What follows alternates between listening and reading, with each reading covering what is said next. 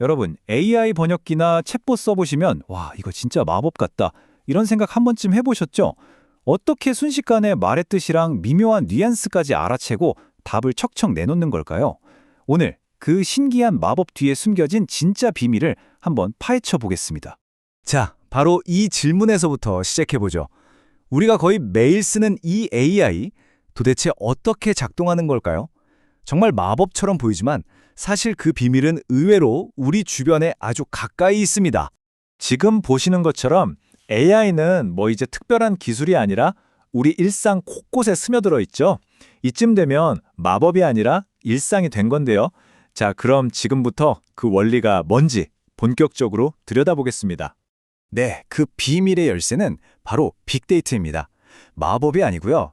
AI라는 엄청난 기계를 움직이게 하는 거대한 연료라고 생각하시면 딱 맞습니다.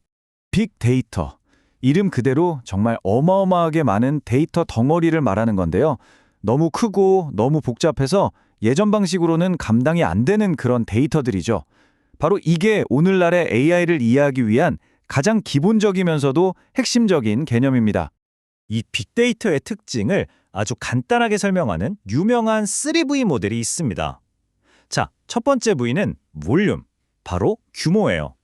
상상하기 힘들 정도로 양이 어마어마하다는 뜻이고요. 두 번째 V는 벨로시티, 속도입니다.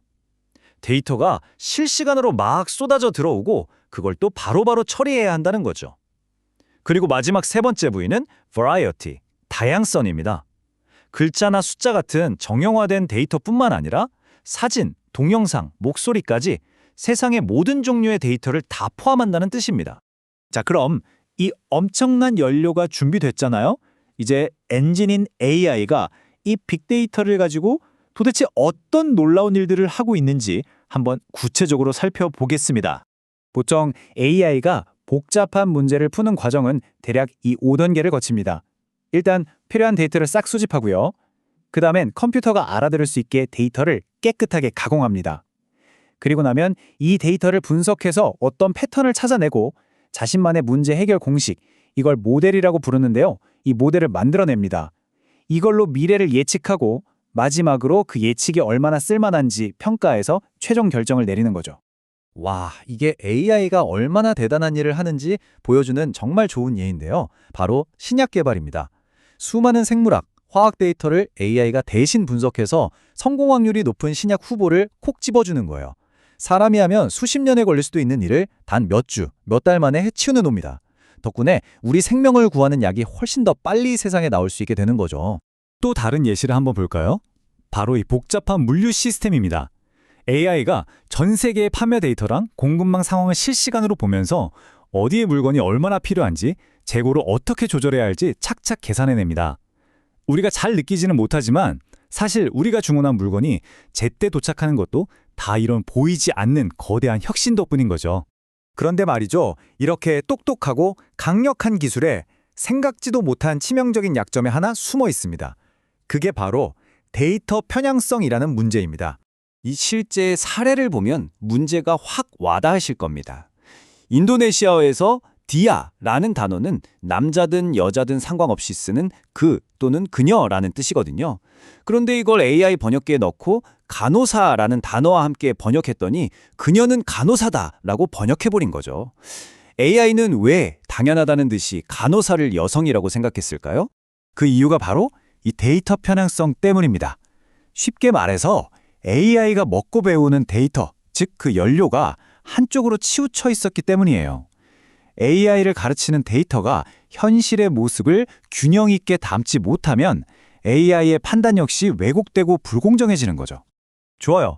그럼 이런 편향은 대체 왜 어떻게 생겨나는 걸까요? 그 근본적인 원인을 조금만 더 깊게 파고 들어가 보죠. 편향이 만들어지는 원인은 크게 두 가지로 볼 수 있습니다. 첫 번째는 편향된 데이터 수집.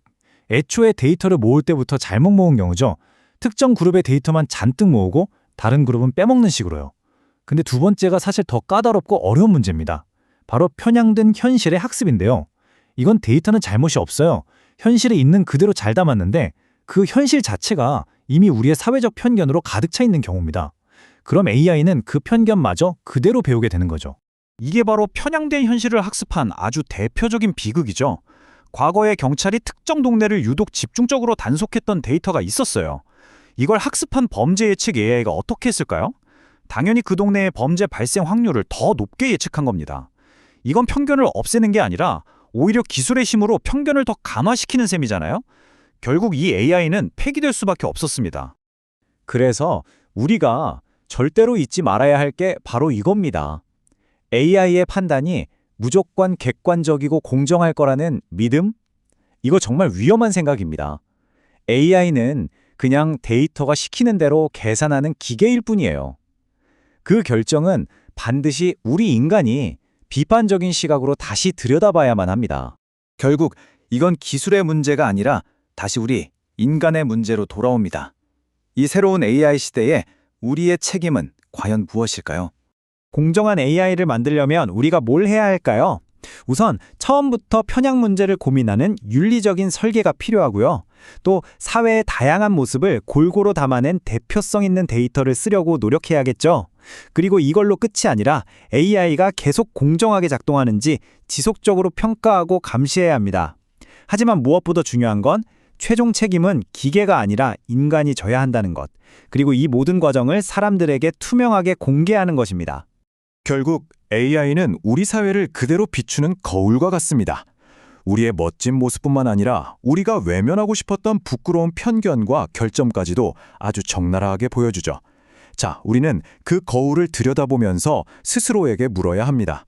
AI라는 거울에 비친 우리 사회의 모습, 과연 우리가 원하는 모습인가요? 그리고 우리는 앞으로 어떤 세상을 만들고 싶은 걸까요?